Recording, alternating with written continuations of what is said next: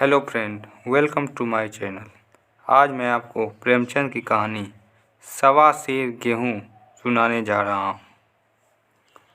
किसी गांव में शंकर नाम का एक सीधा साधा गरीब किसान रहता था।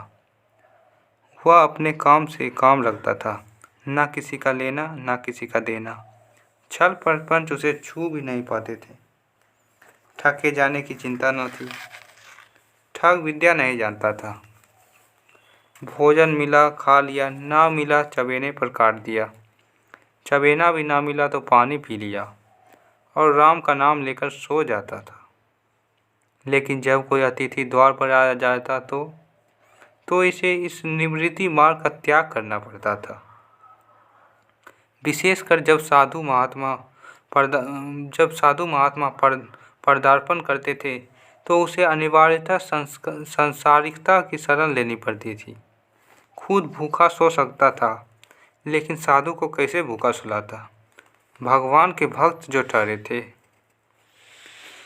एक दिन शाम के समय एक साधु ने आकर उसके द्वार पर डेरा जमाया। तेजस्वी मूर्ति थी, पीताम्बर गले में, जटा सिर पर, पीतल का कमंडल हाथ में, खड़ाऊं पैर में, संपूर्ण वेश उन महात्माओं का सा था जो अमीरों के प्रसादों से तपस्या, हवागाड़ियों पर देव स्थानों की परिक्रमा और योग सिद्ध प्राप्त करने के लिए रुचिकर भोजन करते हैं। घर में जौ का आटा था और वह उन्हें कैसे खिलाता। बड़ी चिंता हुई, महात्मा जी को क्या खिलाऊं। अंत में निश्चय किया कि कहीं से गेहूं का आटा उधार लाऊं, लेकिन गांव भर में गेहूं का आटा ना मिला। गांव में सब मनुष्य ही मनुष्य थे, देवता एक भी ना था।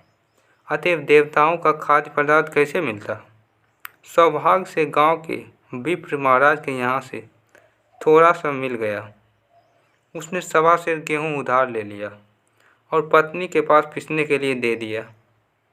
महात्मा ने भोजन किया और लंबी तान कर सो गए। प्रातःकाल वे उठे और किसान को आशीर्वाद देकर चले गए। इस वाक्य को गुजरे 7 साल बीत गए। वह थे विप्र महाराजन हुए, शंकर किसान से मजूर हो गया। विप्र महाजन हुए, शंकर किसान से मजूर हो गया। उसका छोटा भाई मंगल उससे अलग हो गया था। एक साथ रहकर दोनों किसान थे, अलग होकर दोनों मजूर हो गए। शंकर ने कहा कि द्वेष की आग भड़कने न पाए, लेकिन परिस्थिति ने उसे विवश कर दिया। जिस दिन अलग अलग चूल्हे जले वह फूट फूट कर रोया। आज से भाई भाई शत्रु हो जाएंगे। एक रोएगा तो दूसरा हंसेगा। एक के घर में मातम होगी तो दूसरे के घर में गुलगुले पकेंगे। प्रेम का बंधन, खून का बंधन, दूध का बंधन आज टूट जाता है। उसने भागीरथ परिश्रम से कुल मर्यादा का वृक्ष लगाया था। उसे अपने रक्त से सींचा था। उसका जड़ से उखड़ न देकर उसके हृदय के टुकड़े हुए जाते थे। 7 दिनों तक उसने अन्न की सूरत नहीं देखी। दिन भर जेठ की धूप में काम करता और रात को मुंह लपेटकर सो जाता था। इस भीषण वेदना और दुस्सह कष्ट ने रक्त ही जला दिया था। मांस और मज्जा को तो धुला दिया। बीमार पड़ा तो महीनों खाट से ना उठा। अब गुजर बजर कैसे हो। 5 बीघे के आधे खेत रह गए, एक बैल रह गया। खेती क्या खाक होती। अंत में यहाँ तक नौबत पहुंची कि खेती केवल मर्यादा रक्षा का साधन मात्र रह गई। जीविका का भार मजूरी पर आ पड़ा। 7 वर्ष बीत गए। एक दिन जब शंकर मजूरी करके लौटा तो रास्ते में विप्र जी ने टोक कर कहा, शंकर, कल आकर अपने बीज बेंग का हिसाब कर ले। तेरे यहाँ 4.5 मन गेहूँ कब से बाकी पड़े हुए हैं और तू देने का नाम ही नहीं लेता। क्या हजम करने का इरादा है क्या। यह सुनकर शंकर चकित रह गया। उसने कहा, विप्र जी, मैंने तुमसे कब गेहूँ लिए थे जो 4.5 मन हो गए।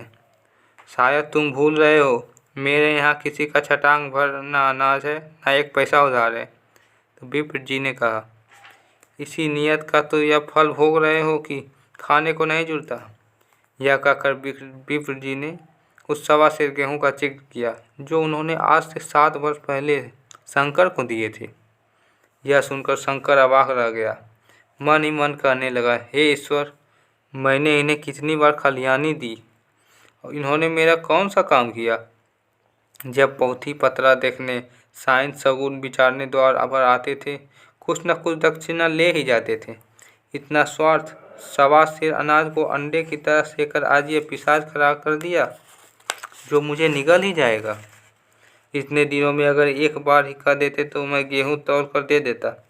क्या इसी नियत से चुप साथे बैठे रहे। फिर प्रत्यक्ष बोला, महाराज, नाम लेकर तो मैंने उतना अनाज नहीं दिया, लेकिन खलिहानी में शेर से 2-2 सेर दिया है। अब आप आज 5.5 मन मांगते हैं, कहाँ से दूंगा। तो विप्र जी ने कहा, लेखा जो बखमिस 100-100, तुमने जो कुछ दिया होगा उसका कोई हिसाब नहीं है। चाहे एक चीज़ की जगह 4 पसेरी दे दो, तुम्हारे नाम बही में 5.5 मन लिखा हुआ है, जिससे चाहे हिसाब लगवा लो, दे दो, तुम्हारा नाम चेक दूँ, नहीं तो और भी बढ़ता रहेगा। तो शंकर कहता है, महाराज, क्यों एक गरीब को सताते हो। मेरे खाने का ठिकाना नहीं, इतना गेहूँ कहाँ से लाऊंगा। तो विप्र जी ने कहा, तुम कहीं से भी लाओ, मैं एक छटांग भर भी नहीं छोड़ूंगा। यहाँ नहीं दोगे, भगवान के घर तो दोगे। यह सुनकर शंकर काँप उठा। अगर वह पढ़ा लिखा होता तो कह देता, अच्छी बात है, ईश्वर के घर ही देंगे। वहाँ की तौल से यहाँ से कुछ बड़ी तो ना होगी, कम से कम इसका कोई प्रमाण हमारे पास नहीं है, फिर उसकी क्या चिंता। लेकिन शंकर इतना तार्किक व्यवहार चतुर नहीं था। एक तो ऋण, वह भी ब्राह्मण का, बही में नाम गया तो सीधे नरक में जाऊंगा, इस ख्याल से उसे रोमांच हो गया। बोला, महाराज, तुम्हारा जितना होगा वही दूंगा, ईश्वर के यहाँ क्यों दूँ। इस जन्म में तो ठोकर खा ही रहा हूँ, उस जन्म के लिए क्यों काटे बहू। किंतु यह कोई नियाम नहीं है, तुमने तो राई का पहाड़ बना दिया। ब्राह्मण होकर तुम्हें ऐसा नहीं करना चाहिए था। उसी समय तगादा करके ले लिया होता तो आज मेरे सिर पर इतना बड़ा बोझ क्यों पड़ता। मैं तो दे दूंगा, परंतु तुम्हें भगवान के यहाँ जवाब देना पड़ेगा। तो विप्र ने कहा, मुझे वहाँ का डर क्यों होने लगा। वहाँ का डर तो तुम्हें होगा।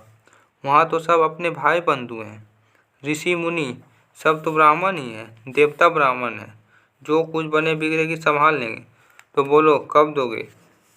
तो शंकर कहता, मेरे पास तो रखा है नहीं, किसी से मांग कर लाऊंगा तभी तो दूंगा। तो विप्र ने कहा, अब मैं नहीं मानूंगा, 7 साल हो गए हैं, अब मैं एक दिन की भी मोहलत नहीं दे सकता। गेहूँ नहीं दे सकते तो दस्तावेज लिख दो। तो शंकर ने कहा, मुझे तो देना है, चाहे गेहूँ लो चाहे दस्तावेज लिखवाओ, किस हिसाब से दाम रखोगे। तो विप्र ने कहा, यूँ तो बाजार का भाव 5 सेर का है, तुम्हें 5.25 सेर का काट दूंगा। तो शंकर कहता है, जब दे ही रहा हूँ तो बाजार भाव काटूंगा, पाँव भर छुरा कर क्यों दोषी बनूं। तो हिसाब लगाया तो गेहूं के दाम 60 रुपये हुए। 60 रुपये का दस्तावेज लिखा गया, 3 रुपये सैकड़े सूद। साल भर में ना देने पर सूद का दर 3.5 रुपया सैकड़ा, 12 आने का स्टाम्प, 1 रुपये दस्तावेज की तहरीर शंकर को ऊपर से देनी पड़ेगी। गांव भर ने विप्र जी की निंदा की, लेकिन मुंह के आगे नहीं। महाजन ने सभी का काम पड़ता था, उसके मुंह कौन आए। तो शंकर ने साल भर तक कठिन तपस्या की। मियाद के पहले रुपया अदा करने का उसने जो व्रत खा लिया था, दोपहर को पहले भी चूल्हा भी नहीं जलता था, चबेने पर बसर होती थी, अब वह भी बंद हो गया। केवल लड़के के लिए रात को रोटियां रख दी जाती, पैसे रोज का तंबाकू पी जाता था। यही एक व्यसन था जिसका वह कभी त्याग न कर सका। अब वह व्यसन भी इस कठिन व्रत को भेंट हो गया। उसने चिल्लम पटक दी और तंबाकू की हांडी चूर चूर कर डाली। कपड़े पहले भी त्याग कर चरम सीमा तक पहुंच चुके थे, अब वह प्रकृति की न्यूनतम रेखाओं में आबद्ध हो गए। शिशिर की अस्थि वेधक शीत को उसने आग ताप कर काट दिया। इसी ध्रुव संकल्प का फल आशा से बढ़कर निकला। साल के अंत में उसके पास 60 रुपये जमा हो गए।